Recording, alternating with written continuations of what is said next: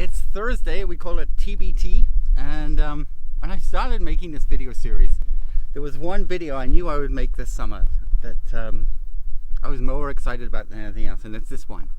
As you may know, I'm speaking this week at a place in Grand Forks in British Columbia called Pines Bible Camp, and this is Pines. Last night, there's big forest fires nearby. The smoke, wind direction changed, and literally you couldn't see across the valley, and today it's just gorgeous again. Still a slight essence of smoke in the air, but it's just amazing. And so many things have happened here. I've been a speaker here for a number of years. I've been on that board for a number of years, and another board too. And the reason I'm making this video is this. On a Thursday 3 years ago, back in July, I was here, I was speaking. There was 100 or so kids. We're having an amazing time, and during that Thursday afternoon, the weather changed, and about halfway down the road, cell signal stops. So I knew where it was. I'd stopped. I was doing my last text messaging and voice messages and stuff before I came up to camp, because there was no Wi-Fi here at the time, and certainly no cell signal. And I remember looking out of my window and seeing these dark clouds, and I actually took a picture on Instagram, and my phrase was, "Uh-oh, the storm's coming." Anyway, I put everything together, and just as I started my engine and started going, it was like this cloud of smoke or steam or dust or whatever. I don't even know what it was. It just like blew over my car. And I went, well, that's weird. Anyway, the upshot was I drove around the corner and everything was fine. I drove around the next bend, and there was a telegraph pole like on the ground with cables like arcing. I went, well, that's not good.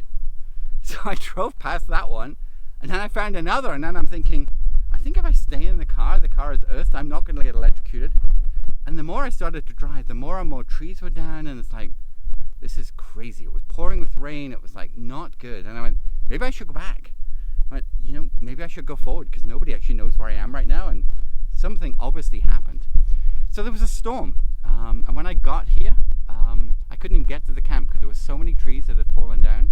It was a disaster, genuine disaster. 100-year storm. 330 trees fell in less than 10 minutes. During that storm, one little boy didn't make it. He was hiding under his bed, which was probably the right thing to have done, definitely the right thing to have done. The tree hit his cabin, and I have a bunch of boys coming up here now, actually. And, hey guys, I'm making a video. It's okay, it's all good. And he didn't pass. And the funny thing was, that night we evacuated the camp and put everybody back to a hall, and I signed out every single child to their parents.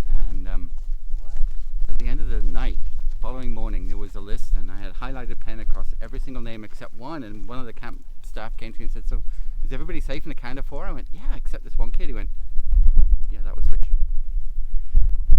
And I know this is a longer video than normal, but context is everything, and this story changed my life, because every night, other than that night, I was writing my talk. I was sitting in my cabin writing at about 5 o'clock when the storm came through.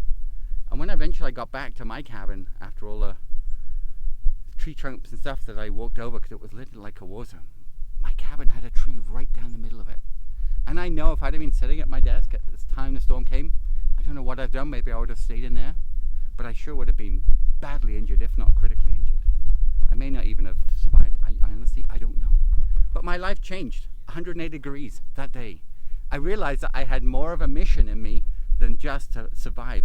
I'm a dad, I'm a parent, I'm a husband, I'm a son, I'm a brother, all that kind of stuff. But I realized I had more of a mission, and that's what has changed in my last 3 years of business. Since that day, I have a passion. I don't have a passion just to sort of be a preacher or anything like that, although I do that quite a bit. But I have a passion to make people make the most of what time they have, be it in life or in business. And we have some great clients. I have a client right now whose husband passed away in a terrible road accident. And through her grief process, because she was 8 months pregnant, she started floating. And that floating experience in a chamber sort of really helped her come to terms with her grief. So much so, she's now opened the first float house in Surrey, and it's a whole float therapy center, and it's amazing, and it's doing really, really well. And it's because of the passion of her story. I have other clients that grow turkeys, and you think, oh, turkeys, big deal. But you know what? It's probably the best meat that we can eat. And a lot of people just go there, and that's all they eat, and they are so passionate about providing the very best turkeys.